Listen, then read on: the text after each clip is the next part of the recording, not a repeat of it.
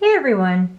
In today's video, I'm going to be trying out ArtResin, and I'm very excited about this because I've never tried it before. I've been resin crafting since 2012 and I've just never tried ArtResin. And there's a couple of reasons that I'll break down. So one of the main reasons has to do with price, or had to do with price rather, because it's a more expensive resin, but you get what you pay for.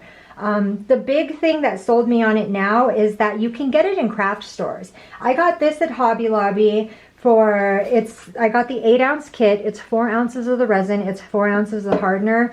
I got it for $30, which is admittedly kind of a lot. It comes out to about $3.75 an ounce. However, they also offer a 32-ounce kit for $50, and that's a huge price jump. That would make it about $1.56 per ounce, which is more inexpensive than my go-to product that I use now. So that's definitely a bit of a game changer for me.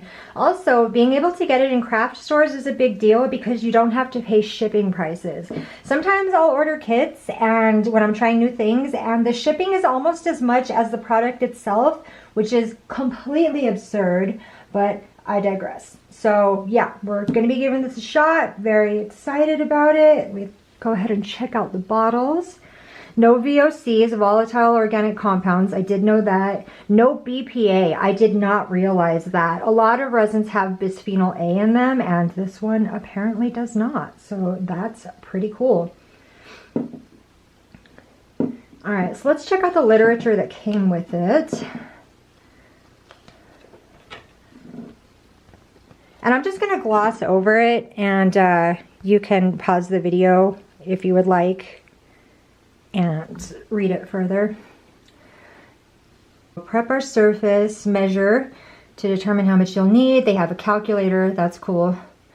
Okay, pour by volume in equal amounts. It's a 1-to-1 ratio. Room temperature, so we're not going to heat it up.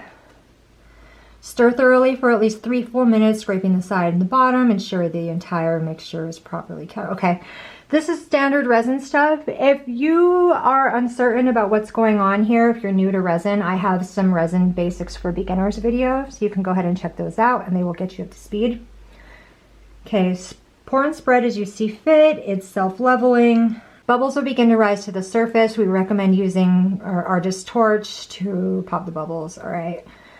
Wait, cover your pieces to protect it from dust and let it sit overnight. 24 hours, it'll be hard to the touch. After 72, it'll be fully cured. All right, tips for best results. Choose whites other than titanium dioxide. Wait until paint has cured fully.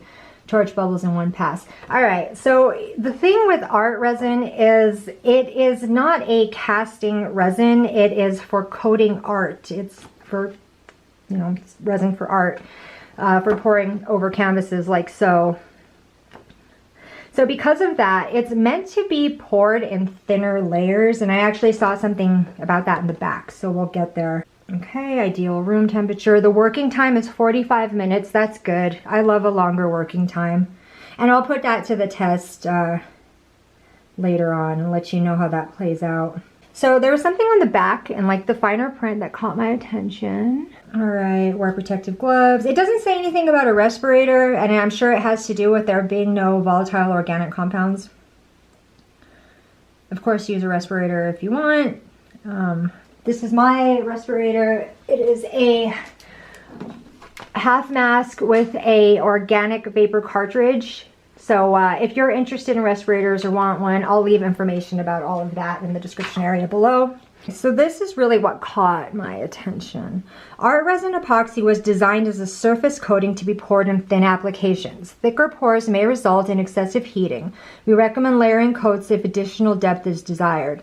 So one of the other reasons that I held off from trying this ArtResin is because they put out a video sometime. ArtResin, the company, put out a video sometime alluding to the fact that they were going to release a new formula called Thick Cast. And Thick Cast was supposed to be meant for thicker pours. So I was like, oh, I'll just wait for Thick Cast. It never came to fruition though. I'm still waiting for it, and it's been a while, so I don't know if it is going to happen. I don't know if they're perfecting the formula. I don't know. So in regards to what a thin layer constitutes as, it doesn't really say, but any other times I've seen that on other literature for other resins, what they usually mean is like 1/8 of an inch to 1/4 of an inch. So we're gonna pour some layers like that, but I'm also gonna pour it thicker and I'm gonna see what happens. Their concern was about it overheating. Resin is a heat reaction. So when you add the two parts, it heats up and that's what causes it to cure. Their concern is if it's too thick, it's gonna get hot and it's gonna like ruin your project. So we're gonna pour it thicker. I'm gonna see what happens. So I'm gonna go ahead and start to get all situated and get my molds ready, get my cups ready, and I will see you here in a little bit and we will start to work with the product. I have my cup and I put my little dots on it for the measurement. I'm gonna do 12.5 milliliters of the resin and 12.5 of the hardener since it's a 1-to-1 ratio. Have my little stir situation. All right, so what I'm gonna do is I'm gonna take the squeeze tops off of these little bottles I got at the dollar store. And I'm gonna put them on top of the ArtResin bottles. I always like to put squeeze tops on my resin bottles because it just makes it much easier to measure. So that's what we're gonna do. They should fit. I'm assuming they're going to. So I'm gonna take this.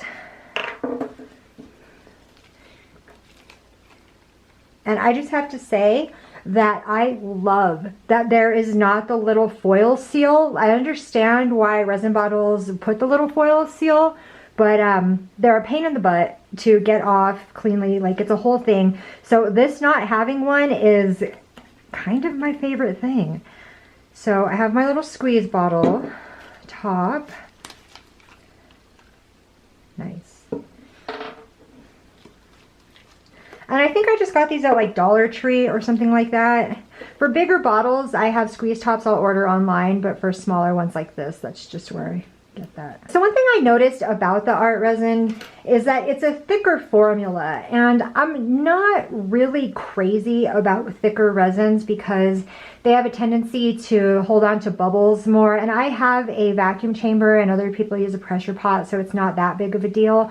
If you have those things or use those things, but if you don't, bubbles can be an issue. But on the flip side of it, this is only supposed to be cast in like 1/8 to 1/4 of an inch. That's not a lot. So let's go ahead and get this mixed up. My go-to resin super sap, which I learned about from the ArtResin thick cast video, is very thin and highly yellow resistant. One thing that I do know about ArtResin is its yellow resistance is some of the best, if not the best, on the market.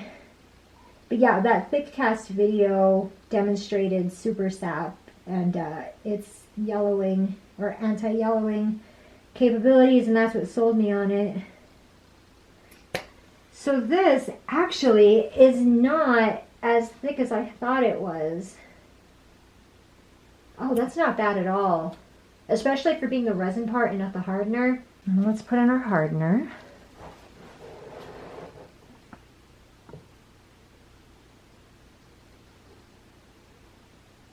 I'm not smelling any odor to this. All right, so it's all measured out. Now I'm gonna go ahead and start to slowly stir it up. So far, I'm really liking it. It's not as thick as I thought, and I'm not getting any kind of like bad chemical odor, at least not yet. So that's pretty great. I'm really looking forward to when the pieces are cured and I take them out of the mold.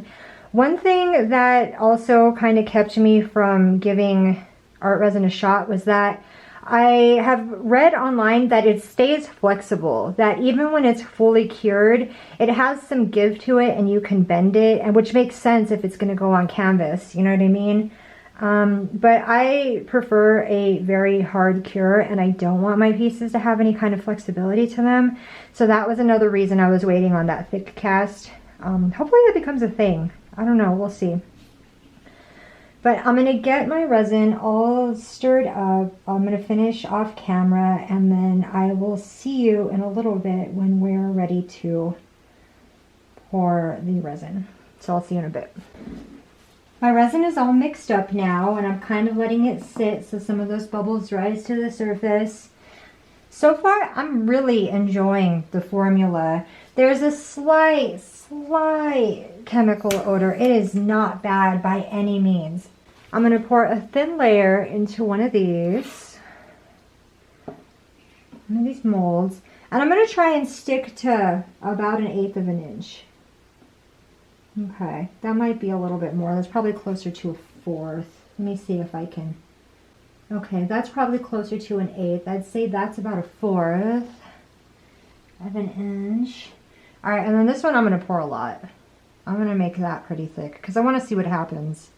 And with this bezel right here, I'm going to use that. Well, I'm going to use all the pieces in a yellowing test, but I like to take a little bezel like this with a pure white background to do a yellowing test, because the white is very unforgiving. It will show you all the yellowing.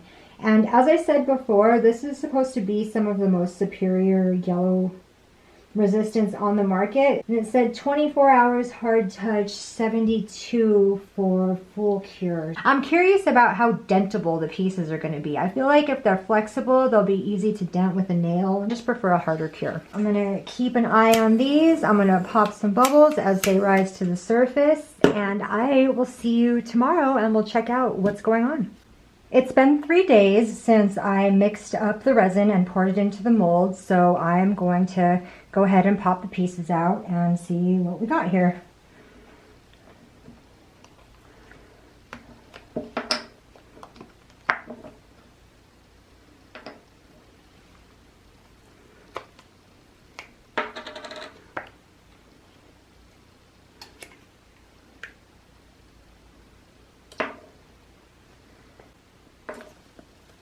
So let's check out the bubbles and see how all that did.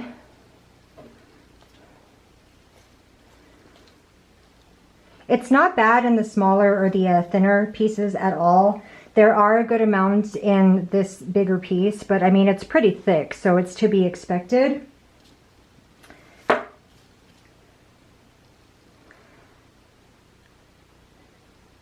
Okay, so one thing that I did know about ArtResin is that it's pliable like that. That even when cured, it's going to have some bend to it. It's not sticky at all. It's fully cured, it's just a softer resin. So I'm sure that's going to start to form back to how it was. It's not as bad with the thicker one, and with the thickest one, that's not a problem at all. It's still dentable with a nail, but it's self-healing. I've been kind of poking at it here and there. Here's the bezel that we poured into.